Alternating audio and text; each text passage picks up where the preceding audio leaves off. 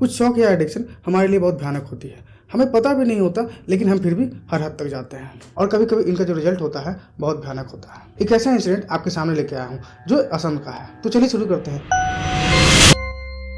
इस इंसिडेंट का शुरुआत एक लव अफेयर से होता है। ये लव अफेयर वंदना कलिता और अमरज्योति डे का है। ये दोनों एक दूसरे से बहुत प्यार करते हैं, जिसके बाद धीरे धीरे ये दोनों शादी के प्लान करते हैं। ये जो बीच का टाइम ड्यूरेशन था ये बहुत ही कम था, मतलब कि इन दोनों के रिलेशन में आना और शादी का डिसीजन लेना, ये दोनों के बीच का टाइम ड्यूरेशन बहुत ही कम था। खैर, ये दोनों डिसीजन लेते हैं और अपने अपने घरों पे बात करते हैं। लेकिन अमरज्योति की जो माँ थी इन दोनों के शादी के डिसीजन से खुश नहीं थी। आखिरकार अमरज्योति की माँ थक हार कर बच्चों के डिसीजन के आगे झुक जाती है और वह इन दोनों को शादी के डिसीजन को मान जाती है। ये जो शंकरी डे थी ये बहुत ही अमीर थी, मतलब कि इनका गुवाहाटी में अपने ही 4 बिल्डिंग थे, जिसमें से एक में वो खुद रहती थी और बाकी 3 वो रेंट पे चढ़ा चुकी थी, जिससे कि अच्छा खासा उसे रेंट आता था। जैसा कि प्लान था इन दोनों की शादी होती है और काफी हद तक सभी कुछ नॉर्मल था। ये जो अमरज्योति रे था ये एक प्राइवेट कंपनी में काम करता था। धीरे धीरे लाइफ बढ़िया जा रहा था और ये जो वंदना कलिता थी ये अपने सास के भी मन को जीत रही थी। मतलब कि वंदना हर वो कोशिश कर रही थी जिससे कि उसकी सास खुश हो जाए, और वंदना की सास भी इस शादी से अब खुश नजर आ रही थी, क्योंकि अमरज्योति डे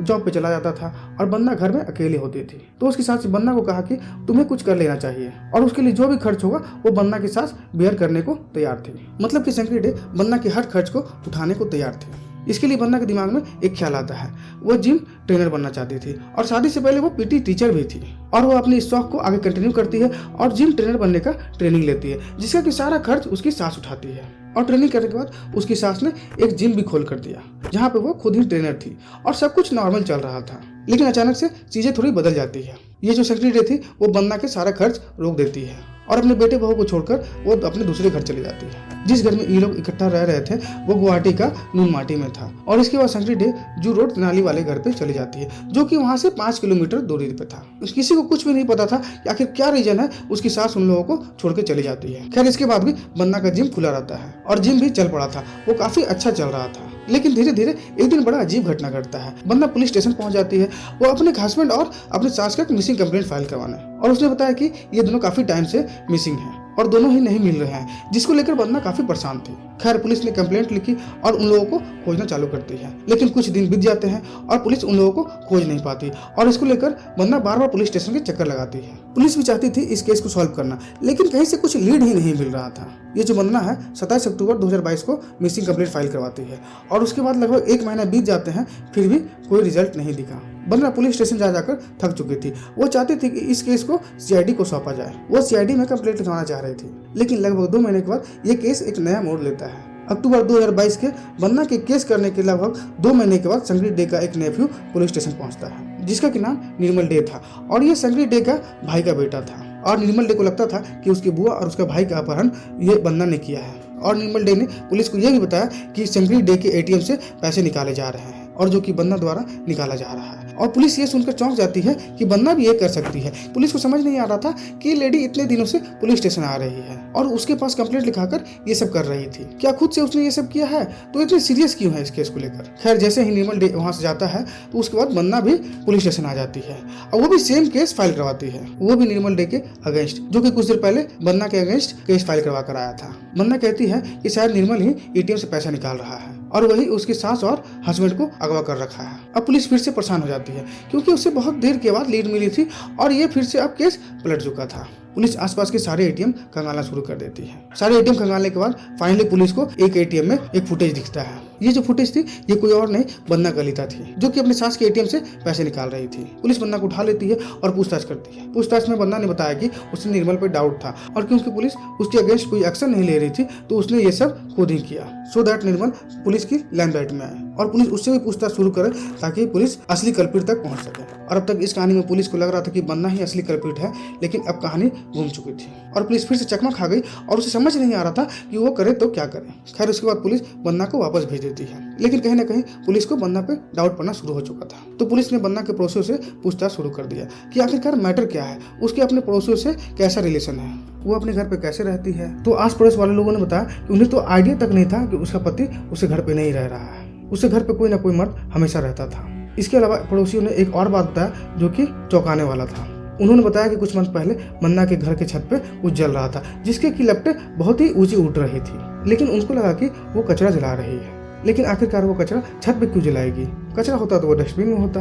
पुलिस ने जैसे ही ये बात सुनी वो छत पर देखने गई, वहाँ पर कुछ नहीं था। लेकिन पुलिस को फिर से डाउट होता है कि अगर वो कचरा था तो वो डस्टबिन में फेंक दी होती, आखिरकार उसने कचरा को जलाया क्यों। पुलिस को समझ में आ रहा था कि आखिरकार दाल में कुछ न कुछ काला जरूर है। पुलिस बन्ना को फिर से उठा लेती है। बन्ना ने पहला केस अक्टूबर 2022 को किया था और ये अब फरवरी का समय आ चुका था जब पुलिस बन्ना को फिर से पुलिस स्टेशन लेकर आती है और इस बार बन्ना को रिमांड पर ले लिया जाता है। और इस बार बहुत ही भयानक सच सामने आता है जो कि शायद किसी ने कभी जिंदगी में सोचा तक नहीं था, स्पेशली तब जब बन्ना खुद ही पुलिस स्टेशन आती है पहली बार कंप्लेंट लिखाने को। असल में बन्ना जानती थी कि ज्योति डे बहुत ही रिच है, उसका अच्छा खासा प्रॉपर्टी है जहाँ से उसे अच्छा खासा रेट आता था और इसलिए दोनों रिलेशनशिप में आते हैं, जो कि अमर ज्योति डे को पता तक नहीं था।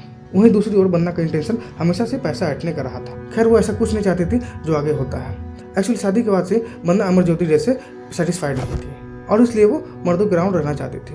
एक्चुअली वो शादी के पहले से ही ऐसी लेडी थी, इसीलिए उसकी सास ने जब उससे पूछा कि उसका क्या प्लान है तो वो जिम खोलने का प्लान बताती है ताकि वो मर्दों से घिरे रहे और नए नए मर्द उसे मिलते रहे, जो कि उसे एक जिम में ही मिलने वाला था। जिस इंटेंशन से उसने जिम खोला था वो पूरा भी होने लगा था। वहाँ पर बहुत सारे मर्द आते थे लेकिन उसमें कभी इतना हिम्मत नहीं हो पाया कि वो किसी से बात भी कर सके या फिर किसी को टच भी कर सके गलत इरादे से। लेकिन कुछ ही टाइम के बाद वहाँ दो लड़के एडमिशन लेते हैं, जिसमें कि धनकी डेका जिसकी उम्र 32 साल थी और दूसरा अरूप डेका जिसकी उम्र 27 साल थी।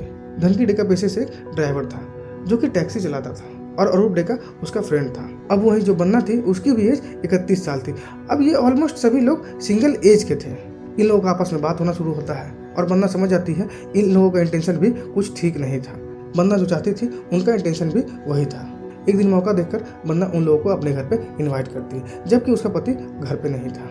जैसे ही ये दोनों घर पे जाते हैं इनका इंटेंशन कुछ ठीक नहीं था और बन्ना भी वैसे ही कपड़े पहन रखे थे जिसे देखकर वो लोग एक्साइटेड हो और वैसा ही होता है। मोमेंट बनता है और ये तीनों एक साथ इंटीमेट होते हैं, जिसके बाद ये सभी चीज़ें फ्रिक्वेंटली होने लगता है। मतलब उनके लिए ये सभी चीज़ें नॉर्मल हो चुका था और पुलिस को शक भी नहीं हो रहा था कि अमर ज्योति डे घर पे नहीं है। असल में किसी ने सोचा तक नहीं था कि यहाँ हो क्या रहा है। अब क्योंकि बन्ना खुल चुकी थी उसके जिम में जितने लोग आते थे लगभग ऑलमोस्ट सभी को बन्ना ट्राई करती थी और जिसका इंटेंशन बन्ना से मिल जाता उसे अपने घर पे इनवाइट किया करती थी। और ये सभी चीज़ें बन्ना को अब नॉर्मल लगने लग चुका था। उसे लग रहा था अमर ज्योति डे को इसे पता तक नहीं चलेगा और इसी तरह से वो अपनी इच्छाएं को पूर्ति करती रहेगी। धीरे धीरे सब कुछ होता जा रहा था और जैसे मैंने आपको बताया कि काफ़ी लोग उसके घर पे फ्रिक्वेंटली आने जाने लगे थे, स्पेशली धनती और अरूप डेका फ्रिक्वेंटली उसके घर पे आता जाता था। और बहुत सारी रिपोर्ट्स के माने तो बन्ना और धनती डेका रिलेशनशिप में भी आ चुके थे। वो एक दूसरे को उसी तरह से ट्रीट करते थे। लेकिन वो लोग जब भी इंटीमेट होते थे एक साथ तीनों होते थे और एक ऐसा ही दिन था तीनों एक साथ इंटीमेट हो रहे थे। दिन का समय था और तभी अमर ज्योति डे वहाँ पहुँच जाता है और वो देखता है कि उसके घर के बाहर एक टैक्सी लगा होता है जो कि धनकी डेका का था। वो सोचता है कि बन्ना के पास में उसका खुद का बुलेट है, वो खुद बुलेट चलाती है, तो आखिरकार उसे टैक्सी की जरूरत क्यों पड़ा। और दूसरी बात, कुछ देर पहले उसने बन्ना से फ़ोन पे बात किया था तो बन्ना ने बताया था कि उसे घर पे कोई है ही नहीं उसके अलावा और इस टैक्सी को बन्ना कहीं जाने के लिए यूज़ में नहीं करने वाली थी। उसे थोड़ा डाउट होता है और वो अपने घर की तरफ जाता है। वहाँ जाता है तो देखता है दरवाज़ा अंदर से लॉक है। तब उसे थोड़ा और डाउट होता है। वह जब खिड़की से अंदर झाँक कर देखता है तो अंदर का माहौल देखकर उसके पैरों के नीचे से जमीन खिसक जाता है। अंदर का माहौल बहुत ही भयानक था। बन्ना अंदर दो मर्दों के साथ कॉम्प्रोमाइजिंग सिचुएशन में थी। यह देखकर अमर ज्योति डे को बहुत ही गुस्सा आता है और दरवाजा जोर जोर से पीटने लगता है और चिल्लाने लगता है, जिसे देखकर धनकी डेका और अरूप डेका अपने अपने कपड़े लेकर वहाँ से भाग खड़ा होता है। लेकिन वहीं दूसरी तरफ बन्ना को ये समझ नहीं आ रहा था कि वह करे तो क्या करे अब, क्योंकि अमर ज्योति डे खुद ही वो सारी चीज़ों को अपनी आंखों से देख चुका था और वो अब सिर्फ डाइवोर्स चाहता था, जिसके लिए वो बार बार बोला जा रहा था। और वही बन्ना बार बार माफ़ी मांग रही थी, लेकिन अमर ज्योति उसे माफ़ करने के मूड में नहीं था, क्योंकि वो जो कुछ भी देखा था वो पहली बार तो नहीं हो रहा था, काफ़ी टाइम से हो रहा था और अब भी नहीं सुधरी तो आगे भी नहीं सुधरेगी। और इसीलिए उसने उसे माफ़ी देने से मना कर दिया और उसने क्लियरली बोल दिया कि उसे डाइवोर्स चाहिए और वो भी बहुत जल्द। वहीं दूसरी तरफ बन्ना समझ चुकी थी कि अगर वो डाइवोर्स लेती है तो उसे एलिमनी में कुछ भी नहीं मिलेगा, क्योंकि जो भी प्रॉपर्टी थी वो उसके साथ संस्कृत डे के नाम पर थी। अमर ज्योति डे के नाम पे अपनी कुछ भी संपत्ति नहीं थी। उसकी जो भी संपत्ति थी वो उसकी माँ के नाम पे ही थी और इसलिए उसने एक प्लान बनाया जिसके लिए वो देरी नहीं कर सकती थी। उसको लग रहा था अगर अमर ज्योति डे बाहर जाकर डाइवोर्स केस बना लेता है तो वो पकड़ी जाएगी।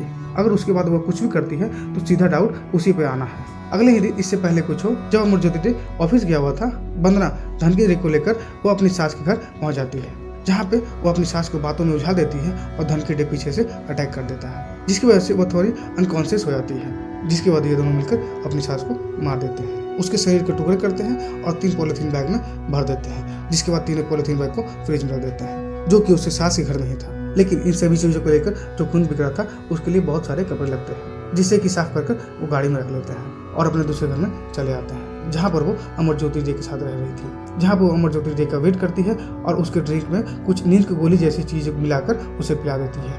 उसके पीने के बाद अमर ज्योति डे अनकॉन्शियस हो जाता है और उसे भी मौत का नींद सुला दिया जाता है और उसके भी शरीर को टुकड़े कर पॉलीथीन बैग में भरकर फ्रिज में रख दिया जाता है। उसके बाद साफ सफाई करके जो कपड़े होते हैं उसे ले जाकर छत पर जला दिया जाता है, जिसे कि पड़ोसियों ने देखा भी था। इसके बाद ये दोनों जो बॉडी थी काफ़ी दिन तक फ्रिज में रहता है, जिसके बाद 27 जुलाई को बन्ना और धन के लिए उसकी माँ के बॉडी को लेकर निकल जाते हैं। रात के लगभग 3 बज रहे थे, वो लोग चेरापूंजी पहुंच जाते हैं, जहाँ के शंकरी डे की बॉडी को वो लोग फेंक देते हैं। वापस आने के बाद वो लोग नॉर्मली ही रहते हैं। उसके बाद लगभग 20-22 दिनों के बाद अमर ज्योति डे के बॉडी को भी वो लोग जाकर मेघालय के जंगलों में फेंक कर आ जाते हैं, जिसके बाद उन लोगों को लग रहा था सब कुछ नॉर्मल चल रहा है। लेकिन असल में पुलिस जब खोजने पे आती है तो कातिल कितना भी शातिर क्यों ना हो उसे खोज ही निकालती है। लेकिन दोस्तों जमाना कितना क्रूअल हो गया है, जिस दिन वो लोग अमर ज्योति डे के साथ ये सब करते हैं उसी दिन सेम घर पे वो लोग इंटीमेट भी होते हैं। खैर इसके बाद सारा कन्फेशन के बाद पुलिस मन्ना को लेकर साइड पे जाती है, जहाँ पे बॉडी के टुकड़े फेंके हुए थे। जब सांस वाली साइड पे जाते हैं तो उसके सारे टुकड़े मिल जाते हैं, लेकिन सर नहीं मिल पाता है। वहीं अमर ज्योति डे के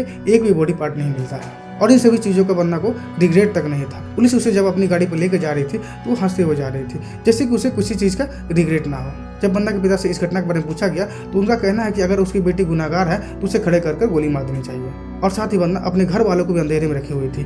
उन्हें तो यहाँ तक पता नहीं था कि उसके पति और उसकी सास मिसिंग है। बन्ना के माता पिता ने जब भी उसके सास और पति के बारे में पूछा तो उसने कहा सभी कुछ ठीक है। लोग अपने शौक और एडिक्शन के लिए किसी को मार भी सकते हैं, ऐसे लोगों का कोई हक नहीं बनता अपने एडिक्शन के लिए एक हंसता खिलता परिवार को खत्म करने का। ऐसे लोगों के दिमाग में कितना गंदगी भरा रहता है। तो दोस्तों ऐसे लोगों को बचाने और शादी ऐसी चीज़ों में कभी हड़बड़ी ना करें। सेफ रहें, स्वस्थ रहें और तब तक के लिए टेक केयर।